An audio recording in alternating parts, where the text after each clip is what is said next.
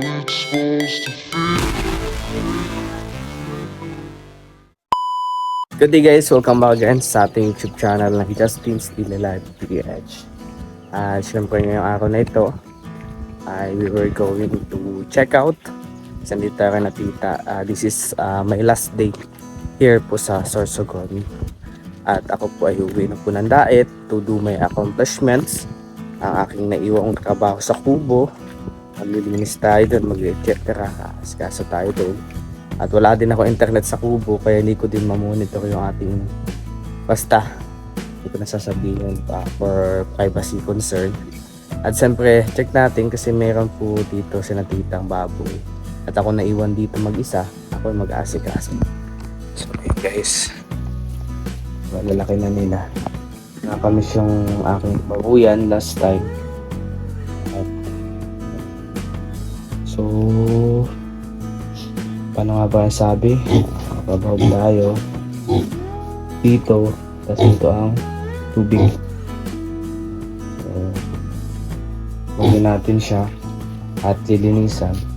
Check daw natin kung maligamgam na yung tubig o hindi, kasi bawal daw nito na maligamgam yung tubig. So okay naman siya, 4 times a dito kumakain guys, ganun sila katakaw.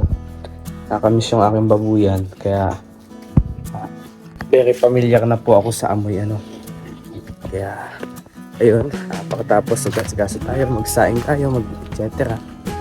Ganito yung buhay na naiwan dito sa bahay. Hindi naman tulog-tulog na lang. So, ayan, kain ko lang ang aking folder. Ayan, let's go. Samahan niyo po ako. At bukas biyahin na tayo. Ayan, like it tayo. Ito yung aking motor. Hindi ko nakataas yan. Di ko alam ko siya kung paano ibababa. So, naiakad ko siya yan. So ayan, let's go. Okay guys, this month dahil nga sa aking kabisihan sa school, kung napansin nyo naman, at magpakasyon pa tayo. Actually, hindi umabot ng $100 yung aking earnings, at buti bakasyon na, hindi mo problema talaga ako. Yun dahilan, hindi ako nakabayad ng wifi sa kubo. Makikiconnect na lang ako sa kaibigan ko. Punta na lang tayo sa San Vicente. So yun sa mga reason kaya kung napansin nyo na mabababa yung uploads ko, it's okay.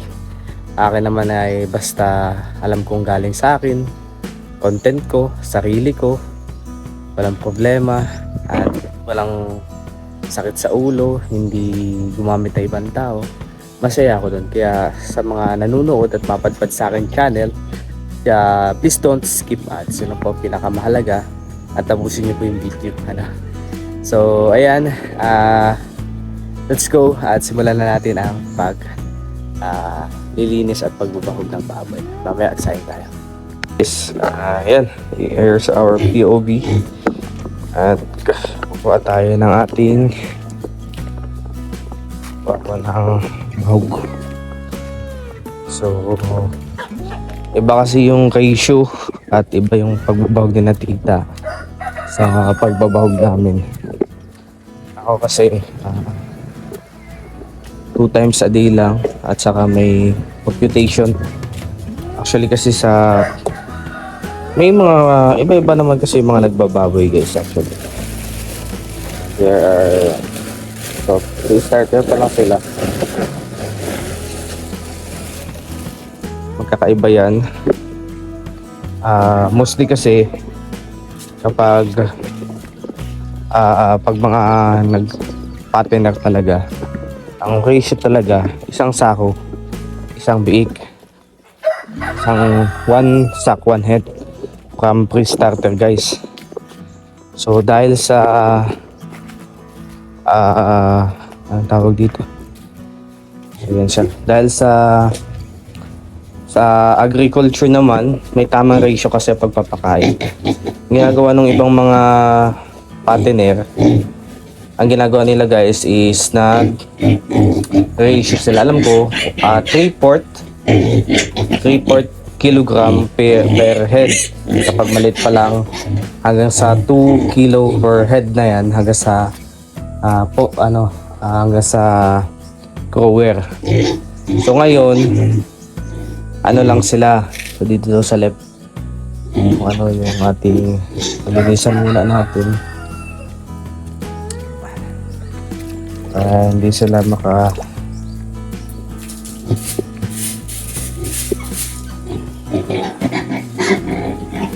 wala pa. Kasi nag-check na.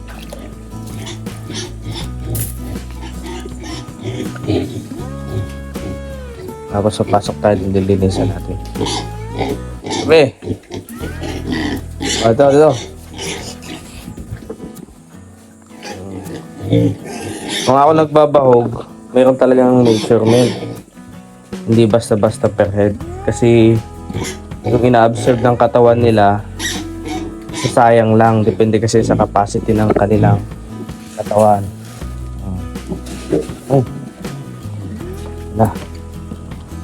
This is my chance para makapasok sa loob.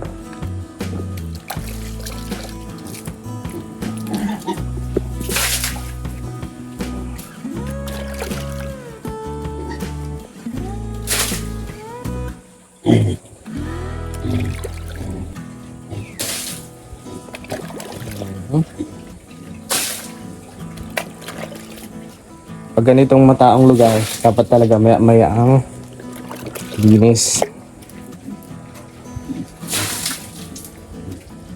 Papasok ka sa loob.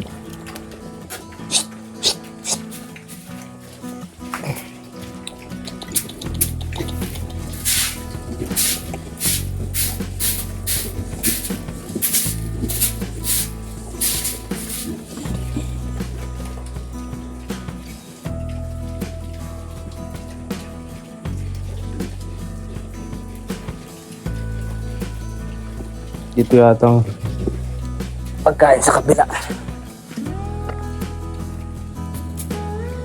Makukusan yung tubig. Kasi ako sanay ng traditional way ng pagbabahog.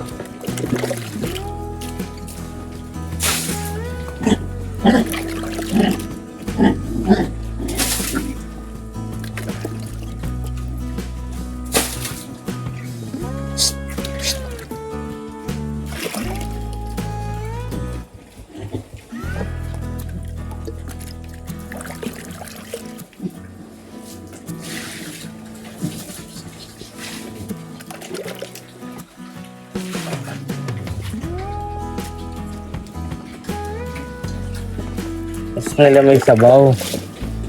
Ito lang gusto nila.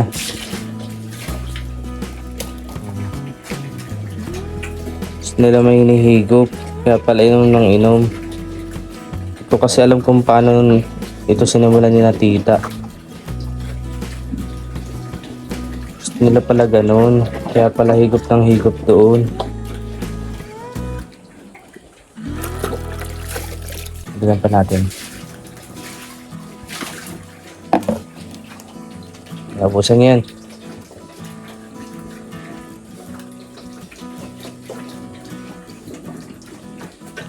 One month old pa lang yan pero mga bundot. Ito nila may inihigop.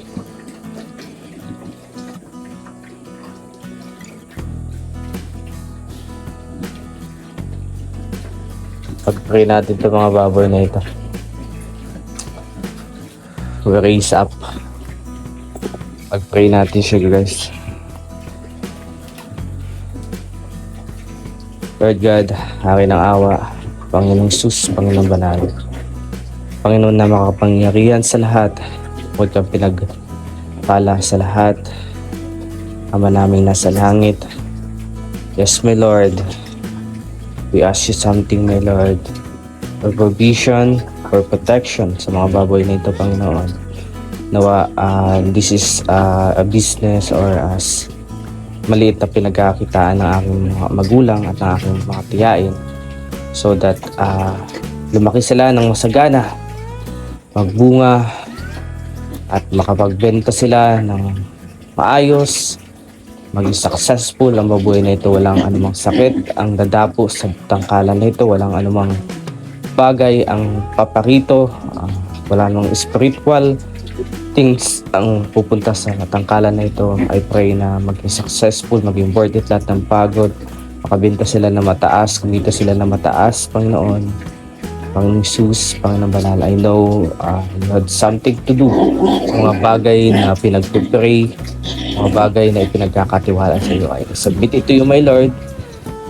Hinahayaan ko pong lakaran, hawakan, proteksyonan ng mga bagay na narito. Alam ko, all the things are temporary in this world, but I believe your provision, your love for your children is unlimited or infinite, Panginoon. So, kayo po ang aking dinadakila at sinasamba sa araw na ito. Nawa, i-glorify nyo ang tangkalan na ito, ang mga baboy na ito.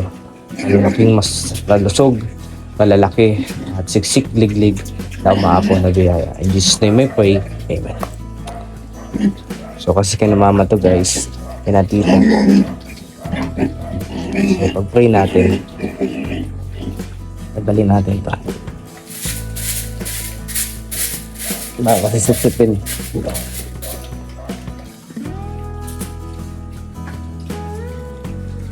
Tapos, basain daw natin yung bubong. Kasi,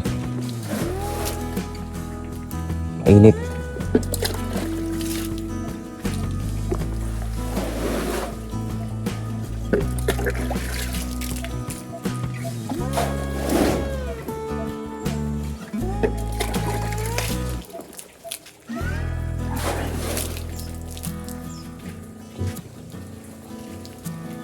Bumaba kasi. Actually, sa tangkalan may dimensional. May tamang height na tinatawag.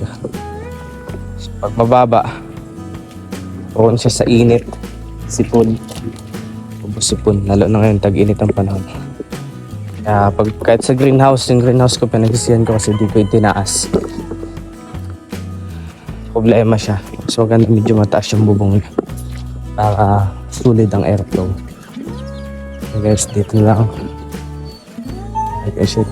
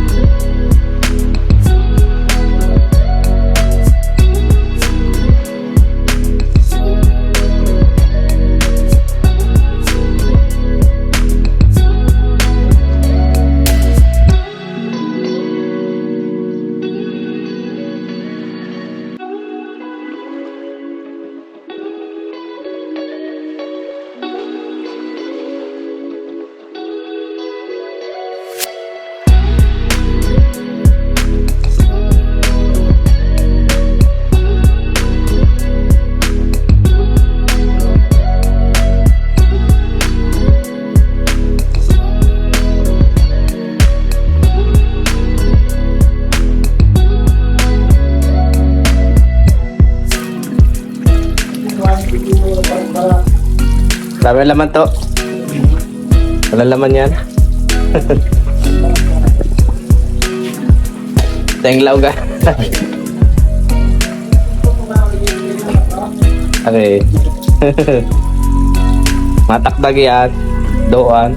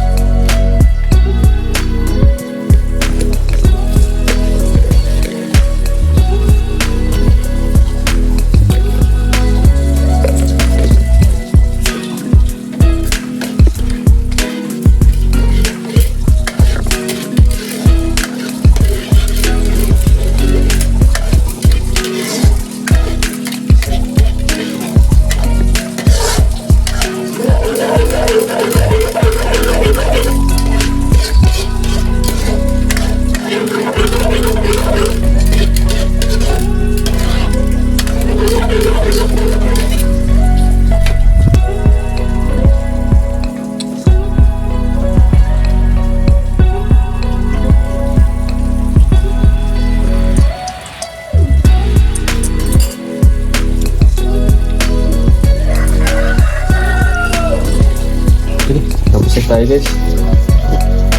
Source range.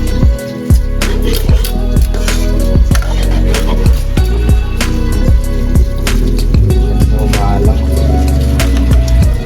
Lang ang hanggang pala ng sige. I don't know why. So, ito na siya. Lighting siya tayo guys.